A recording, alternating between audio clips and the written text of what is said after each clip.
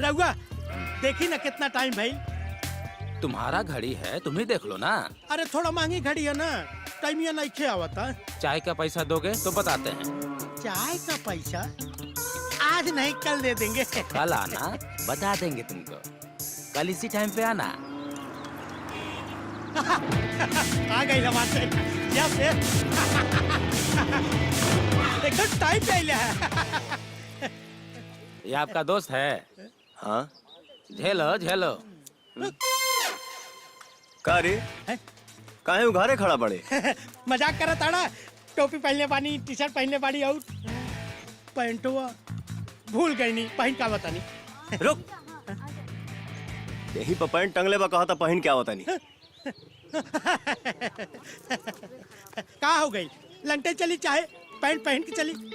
सुते के बाद कलेजवा के बहरिया ना, का फर्क पड़ी? तो जो जाके घर ही में सूत।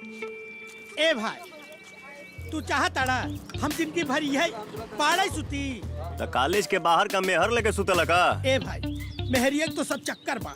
बाबूजी कहले पाड़े जब ले कॉलेज जात रहबे तो अगुआ के आवन जावन लगल रही, बियाह के चांस बनल रही। ना तो बियाह ना होई, कॉलेज ना जात तो। समझला?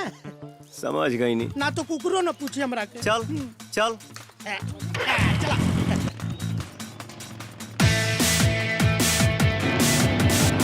आ गई। चल उतर। हाँ जान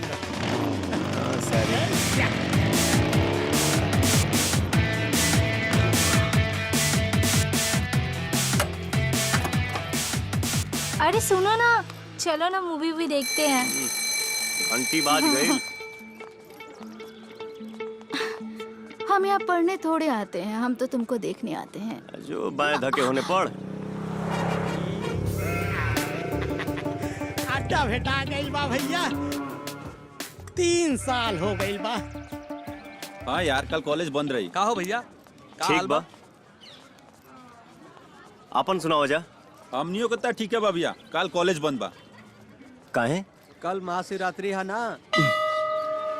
अरे बाबा माफ करब यार, हम तो भुलाइए गिल रही।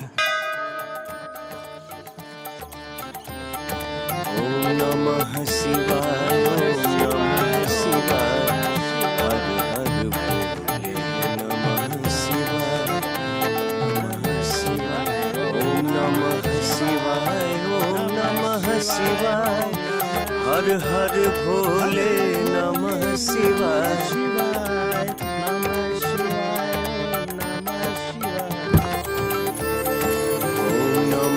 शिवाय ओम नमः शिवाय, हर हर भोले नमः शिवाय, ओम नमः शिवाय, ओम नमः शिवाय, हर हर भोले नमः शिवाय, ओम नमः शिवाय, ओम नमः शिवाय, हर हर भोले नमः शिवाय। ये शंकर भगवान का मंदिर है और ये मंदिर का ना बहुत मान्यता बा। यहाँ पे जौन कुछ मांगल जाला ना सब पूरा हो जाला।